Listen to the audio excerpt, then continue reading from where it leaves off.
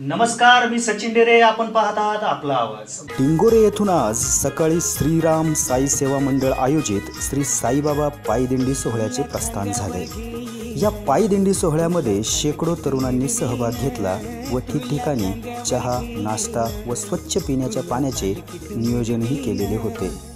ग्रामस्थ व लोकप्रतिनिधींनी साई भक्तांना शुभेच्छा देऊन पुढील प्रवासासाठी रवाना केले. या बातमीचा आढावा घेतला आहे आमचे माळशेज प्रतिनिधी दीपक मल्लिक यांनी. पाहूयात. तुला खांद्यावर घेईन, तुला पालखीत मिरवीन, तुला खांद्यावर घेईन, तुला पालखीत मिरवीन. साई बाबा मी शिर्डीला पायी चालत येईन, साई बाबा मी शिर्डीला पायी चालत येईन. साई बाबा मी शिर्डीला पायी चालत येईन, साई बाबा मी शिर्डीला पायी चालत येईन. सालाबादप्रमाणे गेली 4 वर्ष डिंगोरे ते श्री क्षेत्र शिर्डी या ठिकाणी श्रीराम सेवा मंडळ डिंगोरे आयोजित हे 4थं वर्ष पायदिंडी सोहळा हे समर्थपणे पेलवत आहेत. चांगल्या पद्धतीचं नियोजन आणि नियोजन करत असताना ही सर्व कार्यकर्ते मंडळी कुठेही अनुचित प्रकार घडू नये याची पूर्णपणे दक्षता घेऊन चांगली सेवाभावी संस्था या ठिकाणी उभी राहिलेली आहे आणि गेली 4 वर्ष सतत चांगल्या पद्धतीचं नियोजन करून डिंगोरे गावामधून तरुण वर्ग या दिंडीमध्ये मोठ्या प्रमाणात सहभागी होत आहे.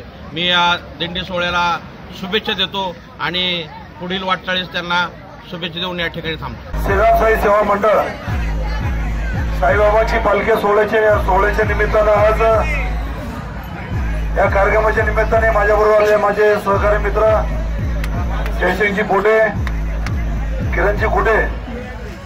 खरं वास्तविकता साई पालखी सोहळा आणि तरुणाचं एक श्रद्धास्थान असलेलं बाबा आणि बाबाच्या निमित्तानं आपण हा जो दरवर्षी जो उपक्रम करतोय तो वाखाणण्याजोगा आहे.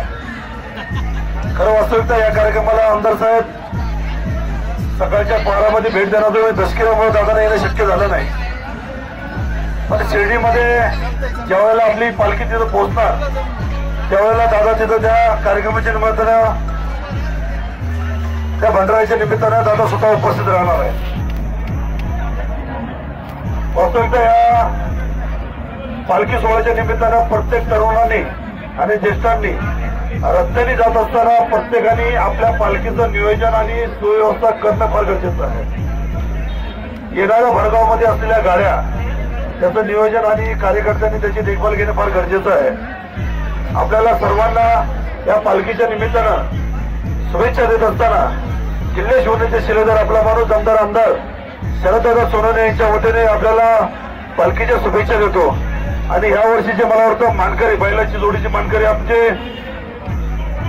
उल्हास भाऊ म्हणजे दादांचे अतिशय निकटवर्ती आहे. त्याच्यामध्ये आमचे अजित भाऊ असतील, बराचसा मित्रपरिवार अजित भाऊ असतील, बराचसा मित्रपरिवार इथं उपस्थित आहे. आपल्या सर्वांच्या वतीने देवनशेठ असतील, आपल्या सर्वांच्या उपस्थितीत हा कार्यक्रम जयंतीपाणी देखणं झालेलं आहे. हे आपल्या सर्वांना पुढील वाटचालीस म्हणजे बाबांच्या शिर्डी संस्थांपर्यंत जाईपर्यंत आपल्याला सर्वांना शुभेच्छा देतो.